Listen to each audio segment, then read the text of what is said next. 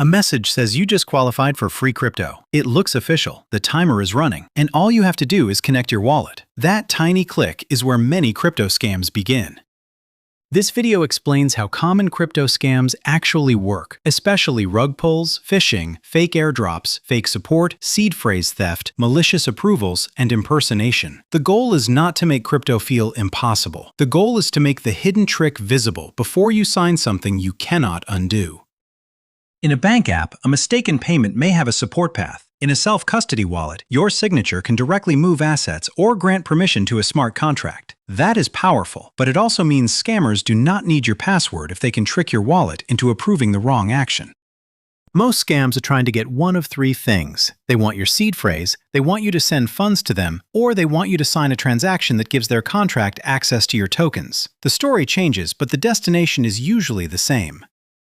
A seed phrase is not a login code. It is closer to the master key that can recreate your wallet. If someone gets it, they can import your wallet somewhere else and move funds without needing your phone, your laptop, or your wallet app. Fake support is one of the oldest patterns. You post that a transaction is stuck, and a helpful account messages you first. They may say your wallet needs to be synchronized, validated, or refreshed. Then they ask for your seed phrase. That is not support. That is theft with polite wording.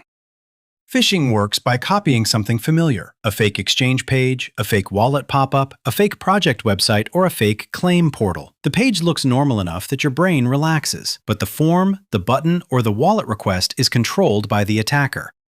Scam links often arrive through search ads, social posts, Discord messages, Telegram groups, email, or comments under popular videos. Sometimes the fake page uses a domain that looks almost right. One extra letter can be the difference between a real app and a wallet drainer. Airdrop scams use a powerful feeling, the fear of missing free money. The site says the claim window is closing soon, or that only early users are eligible. That urgency is there to stop you from checking whether the announcement came from the project's real channels. Connecting a wallet does not always move money by itself. Often, it simply lets a website see your public address and request signatures. The danger begins when the site asks you to approve a transaction, sign a message, or grant token permissions you do not understand. On many smart contract chains, an approval is permission. You might approve a decentralized exchange to spend a certain token so it can complete a swap. A malicious site can abuse the same idea by asking for broad permission, then using that permission to pull tokens later. If this kind of practical crypto breakdown is useful, consider subscribing. We focus on what is moving, what is being signed, and what can fail, without hype or price predictions. Now let's look at one of the most famous scam patterns in crypto, the rug pull. A rug pull is the crypto version of building a stage, inviting everyone onto it, and then pulling the floor away. The project may look active, the website is polished, influencers talk about it, the chart rises. Then the people in control remove the support underneath. Many new tokens trade through liquidity pools. Think of a pool as two piles of assets locked together, such as a new token on one side and ETH or SOL on the other. Buyers and sellers trade against that pool instead of waiting for a traditional order book.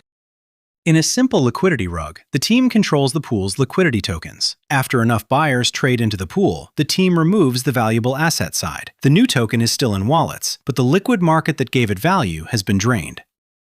This is why a rug pull can feel confusing. The token may still appear in your wallet, the website may still load, the chart may still show a price for a moment, but if there is no real liquidity and no honest buyer demand, selling becomes almost impossible.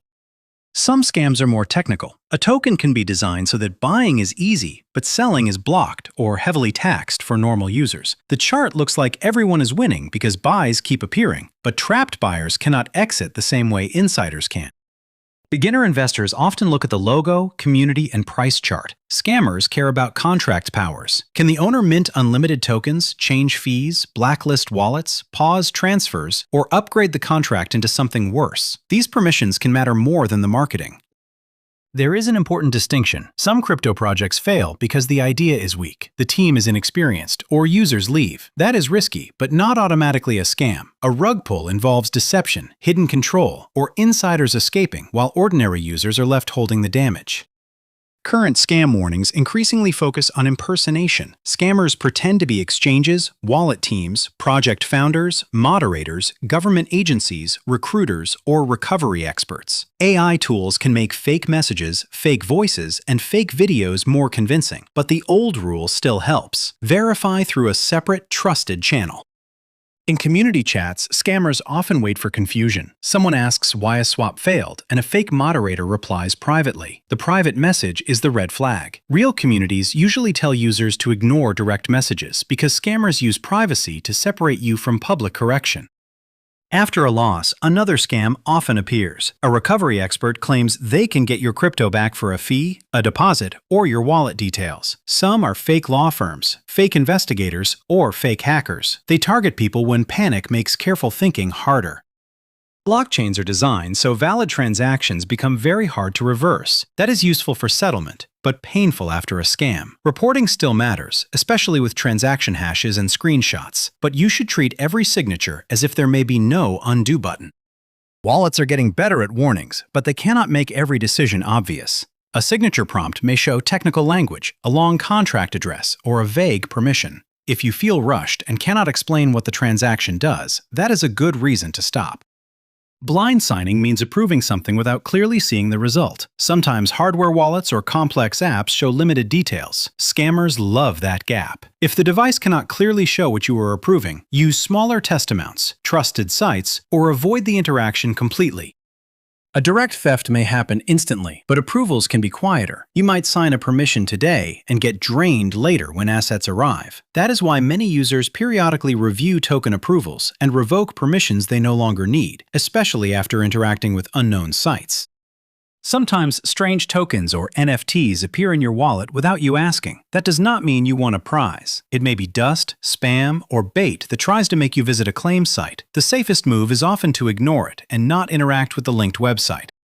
Do not assume the top search result is safe. Scam ads and cloned pages can appear around popular wallet names, exchanges, bridges, and airdrops. A safer habit is to bookmark official sites, type known addresses carefully, and confirm announcements from multiple official sources.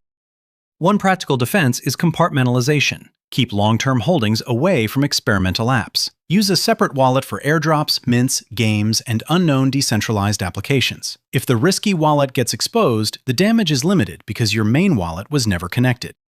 A small test transaction can catch some mistakes, like sending to the wrong address or using the wrong network, but it does not prove a smart contract is safe. A scam can accept a small test, then drain later through a broader approval or a different malicious step.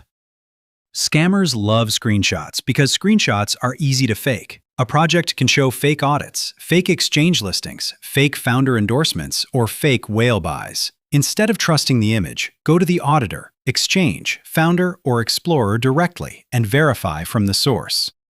A paid post, a trending clip, or a loud community does not prove a project is safe. Promotion can create attention, but it cannot remove hidden owner permissions, weak liquidity, stolen branding, or a malicious website. Treat marketing as marketing, not as technical proof.